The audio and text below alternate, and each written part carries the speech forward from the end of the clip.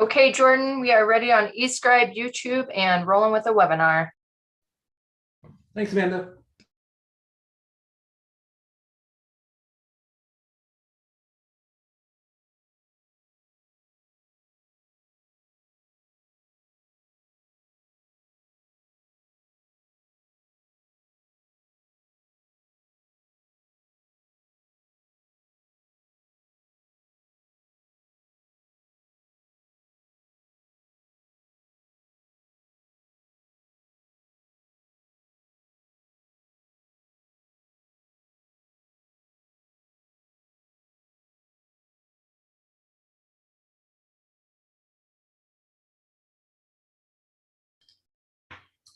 Good afternoon, everyone. I'll call the Land Use and Planning Committee to order for July 13th. We, of course, continue to meet virtually, and there's instructions on how to join our meeting available on the meeting agenda. You can find that at ci.missoula.mt.us/webcasts, and there you'll find links to join the live meeting and provide comment and other options as well. Our first item of business is roll call. Amanda, could you please call the roll? Anderson. Absent. Becerra. Present. Carlino. Present. Contos. Absent. Hess. Present. Jones. Present. Jordan. Oh, present. Nugent. Present. Savage. Absent. Cheryl. Absent. Vasika. Present. And West. Absent. And you do have 7 members present. Great, thank you. Okay, we have minutes from June 29th. Are there changes to those minutes? Okay, those will be approved as submitted. And I'll note that there's no public here for public comment, so we will not take public comment. We have 2 regular agenda items. The first is a follow-up informational item as a post-public hearing item with regard to the city subdivision regulations. This is in regard to the staff report that Jen Gress gave on Monday night. We have Jen here. We also have Laval Maines and Mary McCrae. If there's any questions on implementing these regulations. So I'll turn it over to Jen for any updates, and then we can come back to council questions if there are any. Thank you. So for the record, I am Jen Gress of CPTI, and today's discussion, as was said, is regarding the targeted amendments to the city subdivision regulations. And as a reminder, we're presenting these amendments in response to the last 3 sessions of the Montana State Legislature. Staff has been implementing all of the applicable legislative changes as they've become effective. Of the 12 bills affecting the regulations, some of the amendments we incorporated include adding a new section for expedited review of subdivisions, a prohibition to require a land set aside or a monetary contribution for the loss of agricultural soils, and an expansion of the phase development section to include requirements for phase subdivisions created during and after May 2017. Staff has not received any public comment, but did receive comments from 4 agencies, and we've included suggested changes that fit into the narrow scope of the project and didn't change the intent of the state law. So most comments were incorporated, and those not addressed will be forwarded on to the Comprehensive Code Reform Project. The Planning Board held a public hearing and unanimously recommended that the City Council adopt the package of amendments as presented by staff. And this project will come before you for final consideration next Monday, July 18th. And I'm here to answer any questions you may have. Great, thanks, Jen. Are there any questions?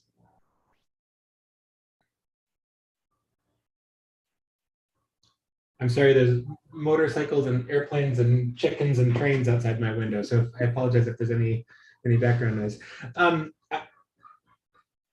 I don't have any questions. I've reviewed the amendments. I just wanted to thank you, Jen, for the extremely comprehensive staff report. I found it to be very helpful, and you know, I understand that these are required changes, but it's really good to keep tabs on what's going on. And I just want to thank you for such a thorough, informative staff report. Thank you. Mike? Thank you very much, Mr. Chair. I just have a quick question for you, and kind of looking at all the agency comments received, it looks like there's some from the clerk and recorder, and there's some from various city departments. And you mentioned that you included the ones that kind of fit the scope. Did you start a list of other cleanup suggestions that maybe don't fit the scope of this project that you're going to look at? Or because I see, just in perusing some of these comments, I see that there were some other types of corrections suggested. Yes, all of the comments that we felt didn't fit this narrow scope are being forwarded on to the code reform project. And there is a list that I have started to make sure that those all get over there. Perfect. Thank you. Mirta? Thank you. I don't have a question. I'm happy to make the recommended motion if you need one. We don't need a Or- motion today. It's just between Okay. public hearing and final consideration. Then I would just like to thank Jen and all the staff for keeping us in compliance with state regulations, and also for always looking for an opportunity while you're doing that to fix anything that might need to be fixed or tweaked. So I know it's a lot of detailed work going through all those documents across different departments. So I really appreciate all the work that goes into this. Thanks, Mirta. Heidi? I was trying to find the exact part of this update that I have a question on, but I can't find it. But I was wondering, hold on just a second. Too many windows open.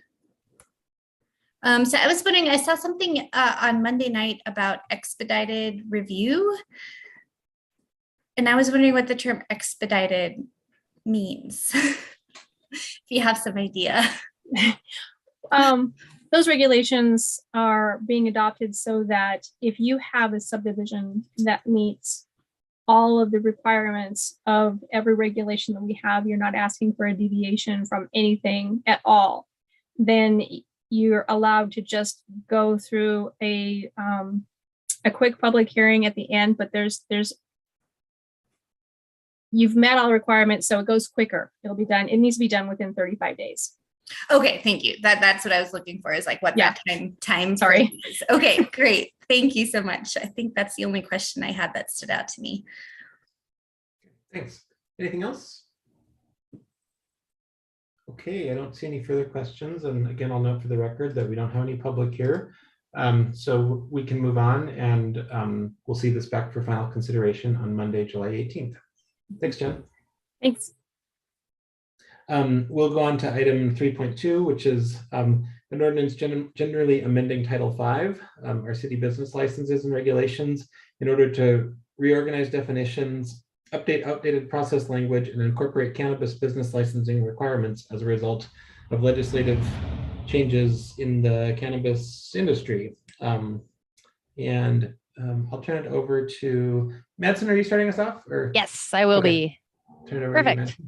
All right. Thank you. I'm going to get my screen shared. All right. Does this look good for everyone? All right. I'm seeing Yes. heads nod. Cool. So thank you, Jordan. First, I would like to reintroduce my teammates from the planning and land use team, starting with Cassie Trepard, a planning supervisor, Spencer Stark, an associate planner, and I am Madsen Mathias, also an associate planner. So CPDI staff have drafted amendments to the Title V City Business Licenses and Regulations Ordinance in response to necessary maintenance items and the legalization of recreational adult use cannabis in 2021. In order to accommodate the resulting increase in the number of cannabis businesses and their unique nature, staff are proposing a new business license category for cannabis. Additionally, staff are proposing the air quality mitigation requirements in order to protect the public health, safety, and welfare of the community, as well as a reorganization of all Title V definitions for improved legibility and an update of outdated process language. So in this presentation, we'll also discuss our findings related to energy conservation regulation and what kind of options the City of Missoula has to work with going forward. And finally, we will ask the Land Use and Planning Committee to move by the end of today's meeting to set a public hearing for this item at City Council on July 25th. Cool. So before discussing the proposed ordinance changes, I want to take a step back. Nancy, I'm sorry to interrupt. Your slides are there's a big, I don't know if it's on like a portrait oriented screen or something, but there's like a giant black bar at the top and bottom, and they're pretty small. Okay. Give me a second, and I will stop sharing and see if I can change this around. I'm sorry about that.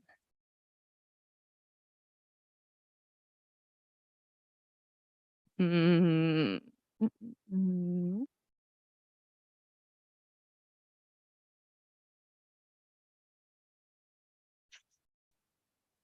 on, I'm switching them.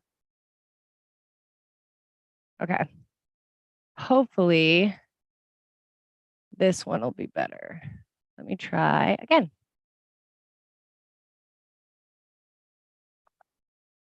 How's that look, Jordan? That's perfect. Thank you. Yeah, absolutely. Happy about that. Glad that works. Okay, so back, quick review of the timeline. So in 2020, as we know, the ballot initiative I-190 passed and was followed by the approval of House Bill 701, which legalized the cultivation, transport, retail, and possession of recreational adult use cannabis and cannabis products within Montana.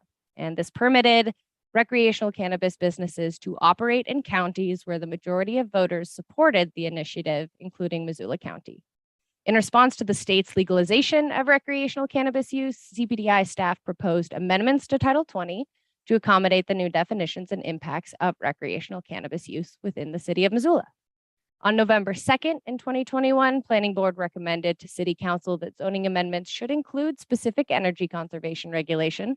And later in November of 2021, City Council voted to approve staff's recommended changes to the Title 20 zoning ordinance, omitting the amendment proposed by Planning Board, and directed CPDI staff to amend Title 5, the City Business Licenses and Regulations Ordinance, to incorporate revisions regarding energy consumption for cannabis cultivation facilities.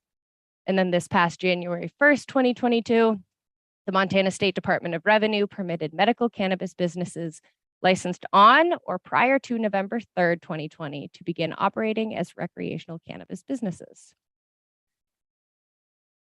Okay, so in early 2022, staff started researching, and I guess we concluded the research of the energy impacts of cannabis cultivation and how other communities have regulated energy consumption generally and specific to this industry.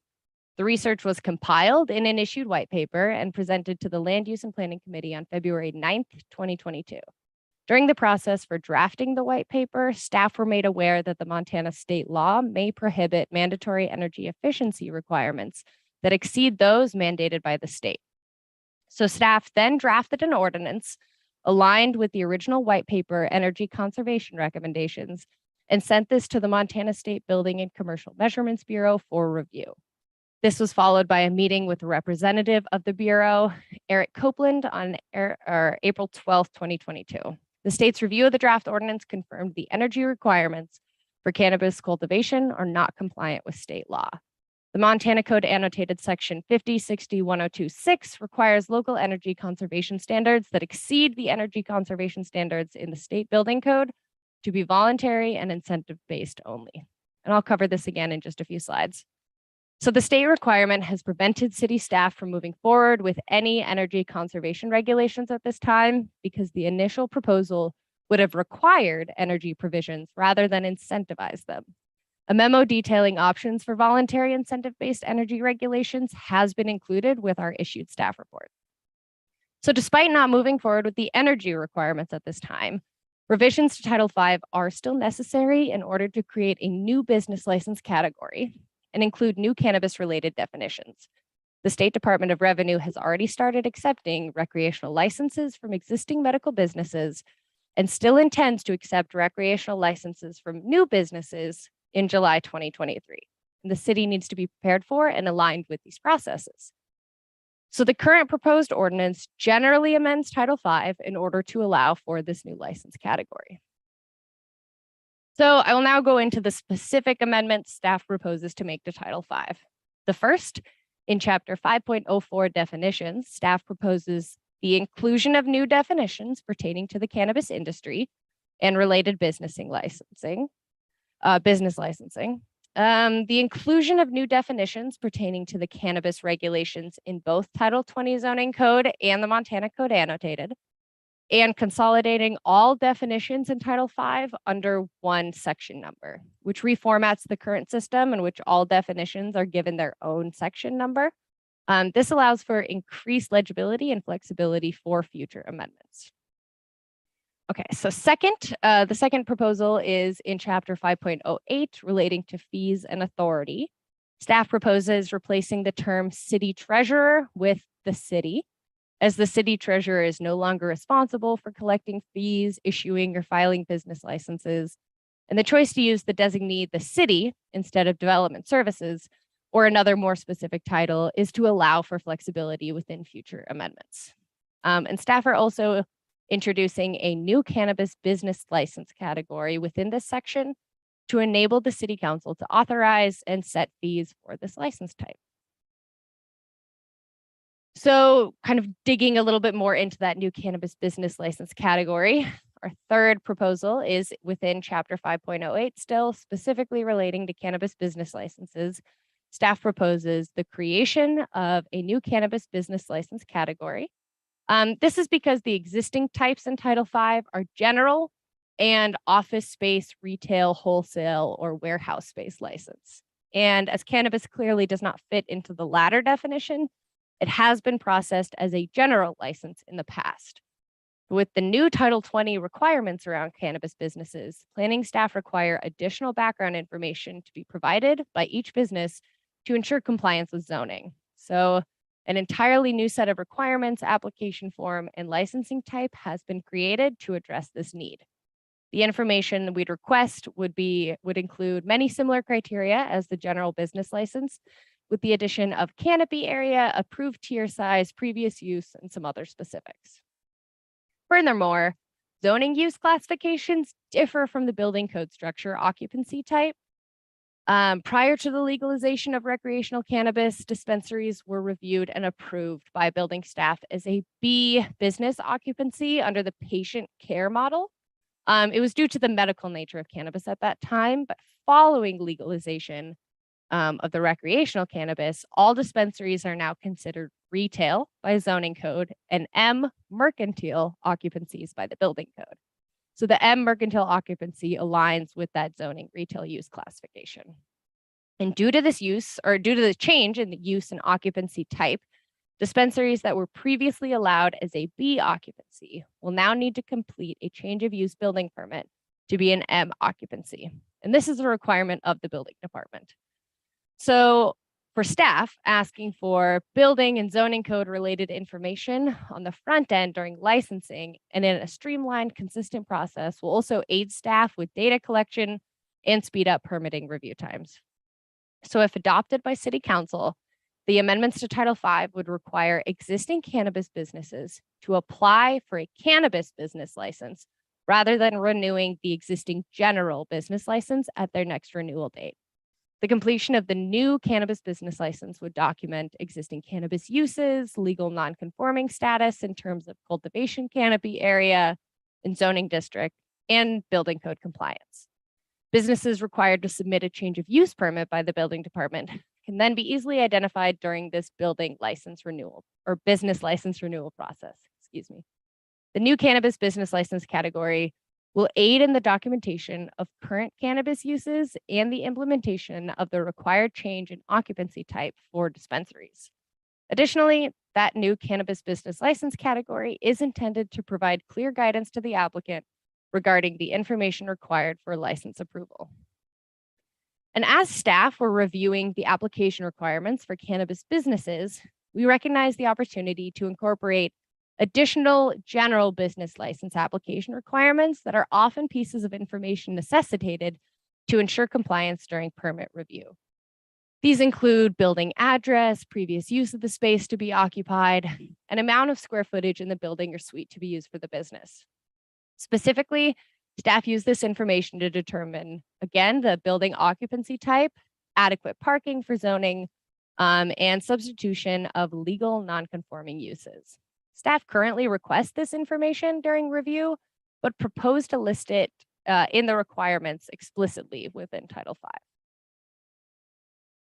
So fourth and finally, our last proposal is the creation of a new chapter 5120 cannabis, which include requirements applicable to any new or existing cannabis cultivation or manufacturing facility seeking a business license unless explicitly exempted.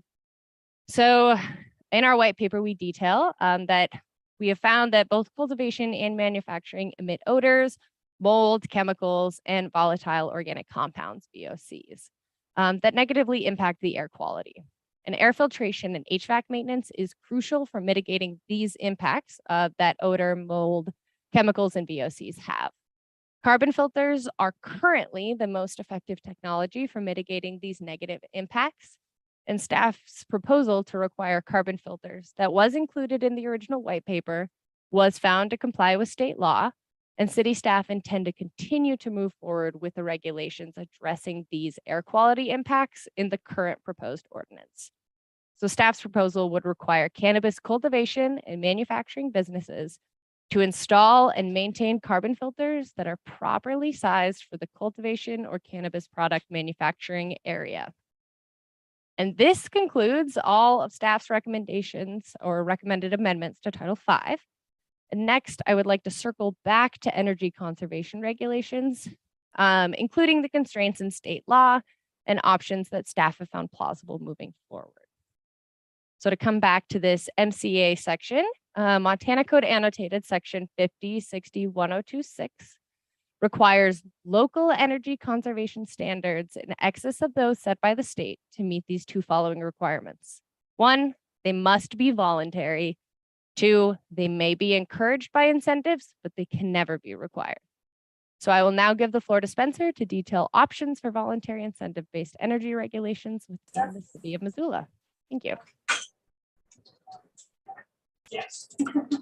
So as Madsen stated, since in order to have effective and meaningful participation within the energy conservation program related to cultivation, we're required to make it incentive based. To do so, there has to be a benefit or a carrot to encourage individuals to participate within that program.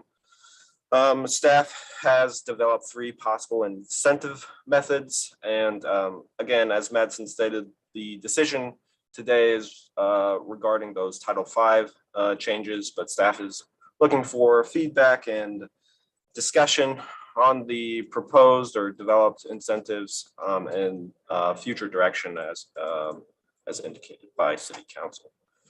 So the first method or incentive that staff has developed is relief from current canopy area requirements. Currently, zoning code applies cannabis cultivation use classification based upon the canopy area, which is the area of the cannabis plants themselves, the supporting structures that the plants grow in, and those are set by tiers by the state. And we modeled the cultivation based upon zoning district around canopy area.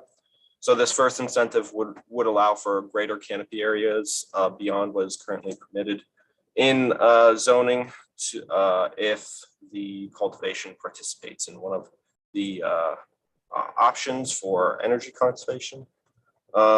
This would not require us to change the zone districts, but would require us to amend Title 20 to allow for these reliefs. There is a concern in that the current canopy areas were developed with certain impacts in mind and scaled appropriately for the underlying zone district, and to allow for further expansion beyond those without capturing, the other impacts aside from energy use may conflict with how the zoning was developed. And so inversely, staff has developed an incentive that would roll back the amount of, would be the second incentive that would roll back the amount of canopy area permitted outright in each district, and would provide relief from those more, those reduced canopy areas to our current canopy areas for individuals participating within the incentive program. This would mean that we would amend current zoning to reflect the more limits in canopy area for existing or for those zone districts. And then thirdly, our incentive would be to establish a fee and then waive a portion or all of that fee for those individuals who participate. When looking at a cost benefit analysis for participation and trying to encourage as much participation as possible, the difference between installing something like an HID light, which is the more intensive energy user of the two horticultural lights, the second being the LED light, which consumes considerably less energy. The cost difference there is somewhat significant. So we're guessing that the cannabis fee would have to be somewhat significant as well in order to be a proper motivator to get individuals to participate. These are the three incentives that we have so far. In addition to these incentives, there have been other methods proposed, but these have been the ones that have stood out as far as complying with state mandated energy structures, and just to be true incentives and align closer to those mandated structures. I believe we can go on to the next slide. So currently, we have the pre-public hearing info item today, where we're discussing Title V amendments and the developed incentives that staff has put together with a projected public hearing date to consider the Title V amendments for July 25th and a final consideration for August 8th.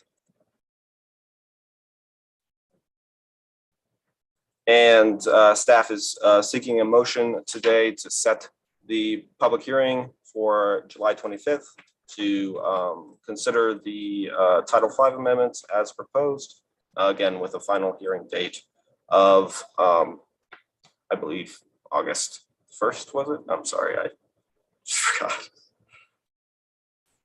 August 8th, apologies.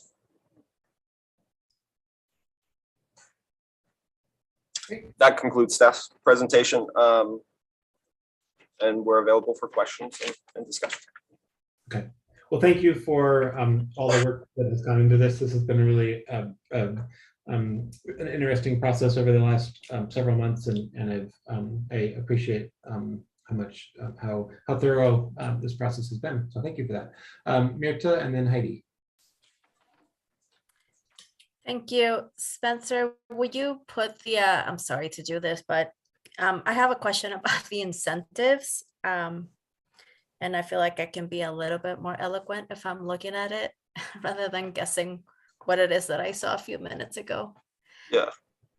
Yeah, so I have a question about number 2, amending zoning, allow for current canopy areas as incentive. So would this mean that a property would be legally non-conforming then, or how would that change in zoning be? And I guess my concern would be that if the use of that property changes, would it revert back to what it was, or would it continue to have this allowance, if you will, for the canopy requirements. And my other question has to do with the fees, like the fee. How will you determine that would it be based on canopy size, or have you thought a little bit more about that potential method? Yeah, so speaking to the first question, which was there are currently cultivation facilities within the city of Missoula who are, either have existed before there were canopy area limitations based upon zone district, or who have applied between the issuing of, those Title 20 amendments in December, and whether or not those would be legal non-conforming if we were to go back and amend zoning. And Cassie, you can correct me if I'm wrong. I believe they would be legal non-conforming. As far as the continuation of that legal non-conformity, that would follow the same procedures that we have for non-conforming uses within Title 20, which have provisions around abandonment. I believe there are, if the use switches, the use is considered abandoned and could not be reestablished unless it complies with current zoning. And if it's abandoned and nothing is operating in its stead, I believe there may be a 2-year period where the use would still be available. But again, Cassie can correct me if I'm wrong. That all sounded correct to me. And of course, if someone, let's say we roll back the cultivation, they'd be legal non-conforming, but if they participated in the incentive, they could go up to now being conforming. Gotcha. Okay. And then the second part of that question was the fee question. That's a good question. I think that's something we've struggled with. A lot of our research has pointed to that it changes, as you alluded to, as the size of the operation changes. Typically, when you're purchasing in bulk, you get some bulk savings. So the idea is that if the more lights you purchase, the cheaper they are per unit. So there's somewhat of a sliding scale there. And then the difference in cost and the time in which it takes to recapture that cost from LED lighting versus HID lighting is subject to several variables. So for the sake of ease, establishing a set, I think currently what we have discussed is establishing a set fee across the board, and just controlling for the more entry level growers, because those would be the ones most likely to install HIDs rather than LEDs, as the trend is currently larger grows would be more likely to implement LEDs because the cost savings are greater in those situations. So in order to capture the most likely individuals who may opt out of these incentives, a standard fee to be most effective is what's currently being contemplated. But if there are other thoughts or direction that City Council may offer to how we should be looking at structuring those fees, if that's the direction we end up taking, we'd be very, very appreciative of any insight and direction that you may be able to offer. Thanks, that all makes sense. I think I would need more coffee before I can come up with any suggestions. Thank you. Thanks. Heidi? So I also have a question around these incentives. And I guess my main question is, can you talk a little bit about what maybe, since this directive came down from the planning board, which is both city and county, I was wondering kind of what the county's plan is, because I imagine we don't just want to push all of the cultivation into the county, where they could just avoid whatever incentive we come up with. So do you guys know what that conversation's been? Madsen and Spencer, correct me if I'm wrong. We checked into them after our meeting with the state and more or less asked because they at the time had some energy, the mandatory provisions in there. They did a little research and I think they may have paused those, but we need to check in again about whether they're banking on and taking up incentives or not. But that being said, this would be voluntary and incentive based, so I wouldn't be too concerned about them moving into the county, though that could happen with, potentially limiting the canopy area more or having a higher fee than the county. So we can check in with them by the public hearing for sure. Thank you. And then Jordan, is it okay to comment on this item right now since it's not part of the motion? Yeah, should we wait? I think, yeah, since it's, yeah, that's fine. Since it's Okay, not so on the I meeting. think my personal opinion would be that I prefer the cannabis cultivation fee over amending zoning. I think there was or relief from the canopy area requirements, just because I think there was a lot of intentionality behind what's allowed where, and to maintain whether it's like diversity of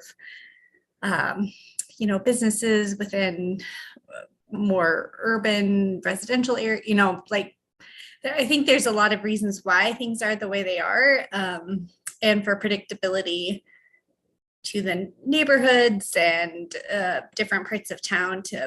I think having the zoning itself be part of the incentive isn't a great path forward.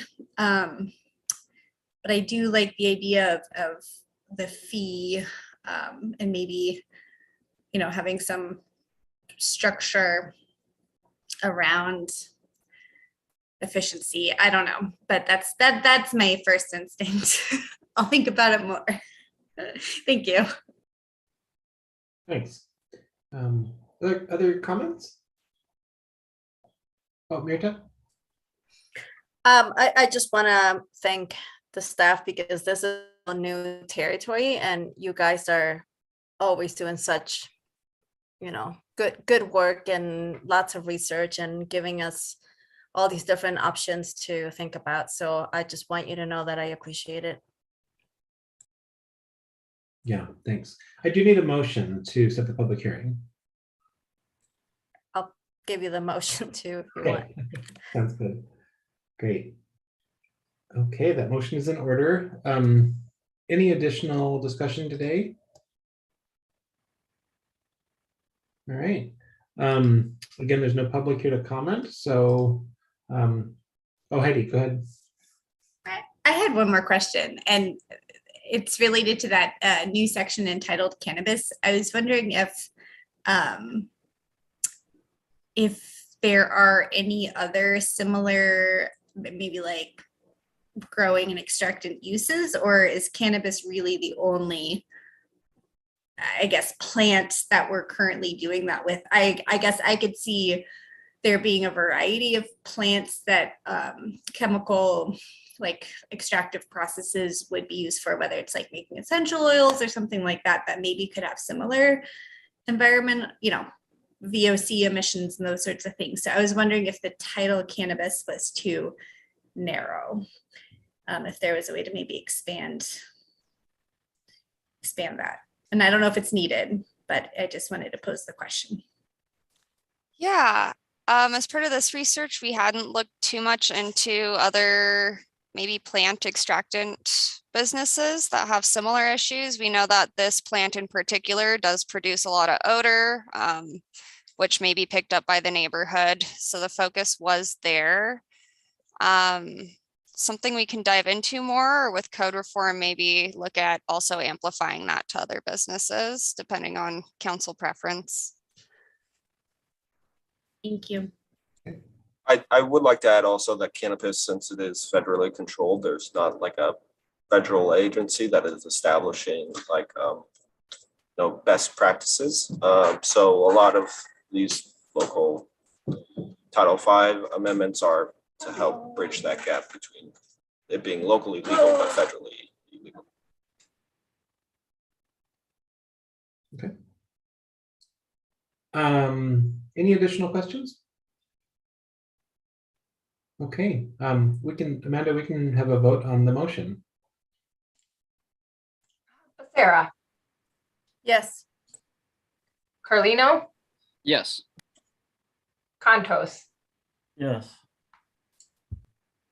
Hess, Yes. Jones, Yes. Nugent, Yes. Basika, Yes. and Wes. Yes.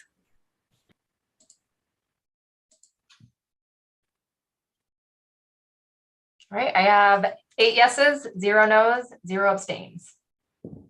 Great. So that passes and can go on the consent agenda. Thanks again for all of the work to bring this forward and for regrouping several times along the way as you needed to. I really appreciate that. We have no further business and we can be adjourned.